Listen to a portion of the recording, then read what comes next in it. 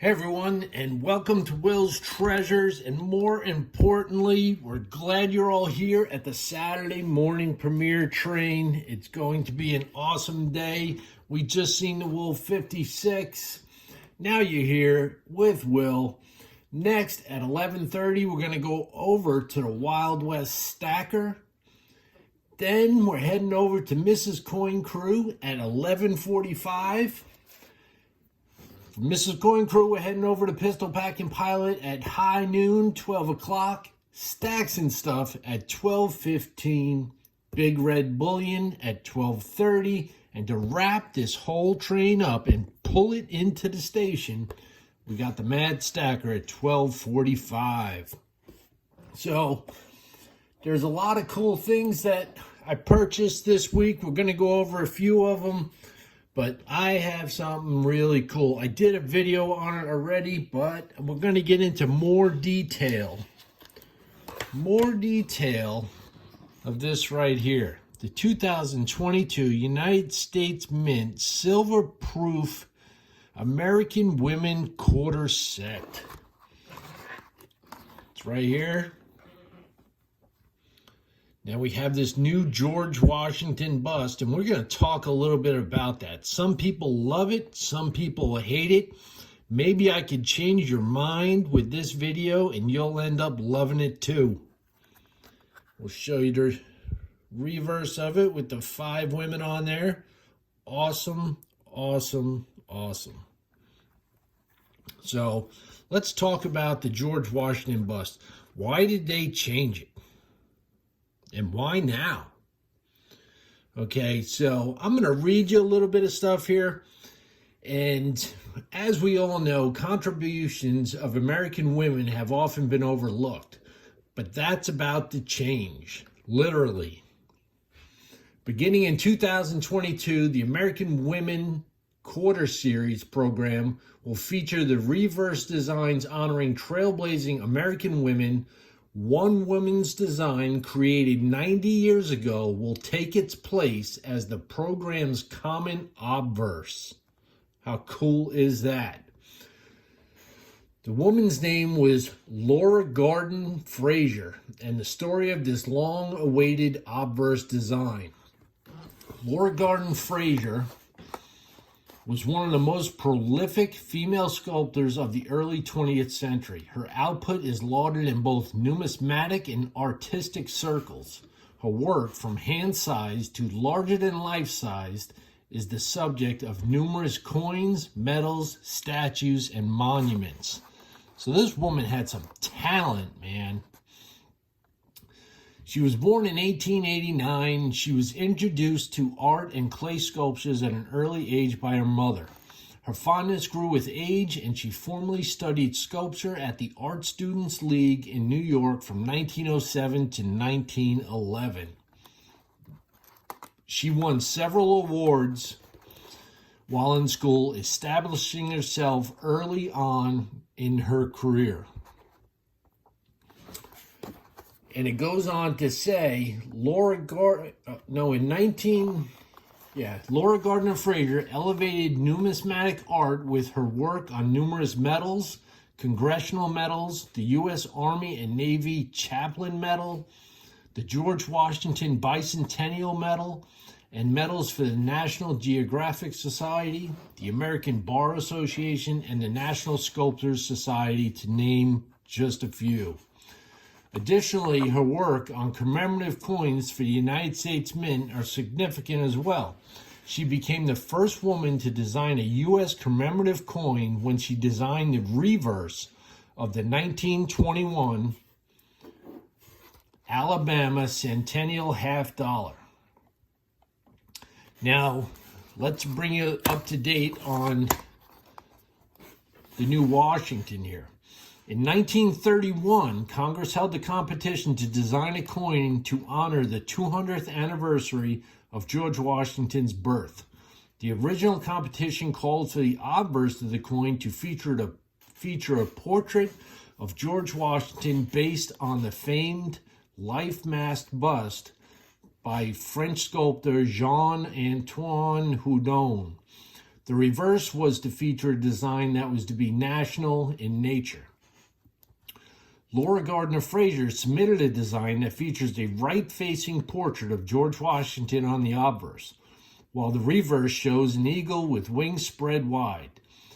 In a 1932 letter to recommend Frazier's design, the U.S. Commission of Fine Arts wrote to then Treasury Secretary Andrew W. Mellon, this is the actual letter, "This bust is regarded by artists who have studied it as the most authentic likeness of Washington.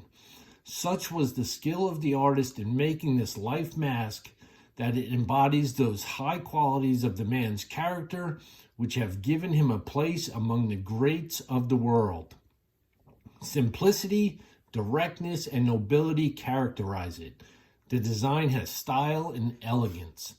The commission believes that this design would present to the people of the country the Washington who they revere." While her design was popular, it was not chosen. Instead, Secretary Mellon ultimately selected the left-facing John Flanagan design, which has appeared on the quarter's obverse since 1932.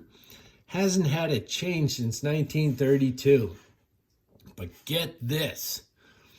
Frazier's design, however, was not forgotten. The Mint revived it 68 years later for the 1999 George Washington commemorative gold $5 coin. So who's got that coin? Then in 2022, 90 years after she intended for it to do so, Laura Gardner Frazier's design will fittingly take place on the quarter. It will be the obverse for the American Women's Quarter Program, a 4-year program that celebrates trailblazing American women and the contributions they made to this country. The Circulating Collectible Coin Redesign Act of 2020 requires a new obverse design that maintains a likeness of George Washington but be designed so as to distinguish it from the one used during the previous quarters program. So in that last paragraph, there was something very interesting. It said it will be the obverse for the American Women's Quarters Program, the 4-year program.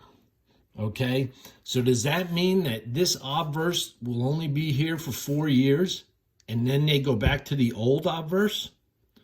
Who knows? It's definitely something to think about, because if that's the case, anytime you come across one of these quarters, you're going to want to put it away, because if it's only 4 years they're going to have this obverse, that is going to be worth collecting. Now I'm going to put this aside, and I went out and I bought something. I already opened it up. I haven't looked at it yet though, okay? I paid up for this coin, and I bought it for a specific reason. And that reason is because it looked like it had a massive die crack in it, okay? So he sent me a bunch of things. 2004 Sacagawea. This is the coin that I purchased, and he also sent me 3 other coins. Uncirculated Lincoln cent and a couple foreign coins. But we're going to take this one out here. We're going to take a little closer look at it. You all know what that is? It's tiny. It's one of the smallest coins the U.S. Mint ever minted. Flip it over. It's a 3-cent piece. 1865, 3-cent piece. Now, I'm going to put it underneath my scope so we can see. We'll look at this together. Let me move my camera up. I'm going to look at this together and see if there actually is a die crack. It certainly looked like one from the pictures that he sent me, but we're going to take a closer look. And it's going to start. Yeah, there it is. All right. It starts. Let me get a pen here. It starts right here on the S, and it travels through. down to the T, and then it comes back up again. It breaks off to the rim. We're going to shift this around a little bit. Oh, yeah, look at that. Comes through the D, right through these letters here. Look at that. Comes right down to her neckline. And let's see if it goes any further. You can faintly see it right here. And then it continues out the other side of her hair. Keep rotating it. Yeah, look at that. Comes out here, travels along to the R, and then it shoots out towards the rim again. So I did pay up for this coin, and the main reason was because of this die break. It's huge. I don't see it up on the top. Maybe something right over here and over here. This is something that I probably will send in for grading, just to see what it's actually comes back as. It's in very good condition. I mean, I'll flip it over, show you the back of it also. There's somewhere in the middle of this and some here, but overall it's really good condition coin. And what's interesting about this coin, this 3-cent coin, is that it doesn't have a reeded edge. The reeds are inside the coin, and they're on both sides, which is pretty cool. Normally, when they say they have a reeded edge, it's around the outside of the coin, but this is both sides of the coin, and I'm not sure if it's the only coin they did that with. I'm going to have to look into it. But, yeah, this is an absolute killer die break that travels around the whole coin. It's clear as day. So pretty damn happy that I got that. And before I go, there's one more thing that I want to show you. We're going to move the camera right back down here.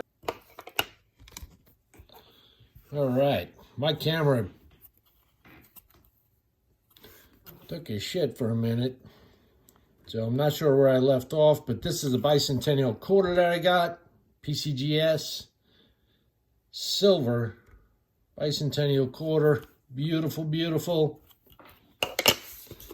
And we got a couple more things. Let me get them out of this envelope here.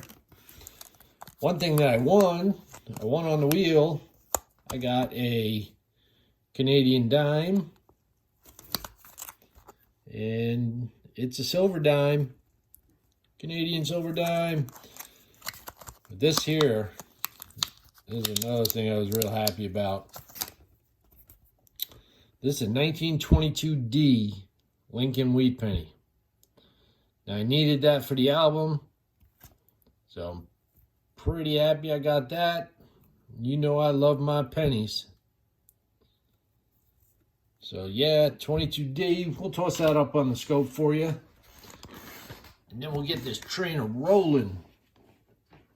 There she is, 1922D. Very nice, very nice. Love it.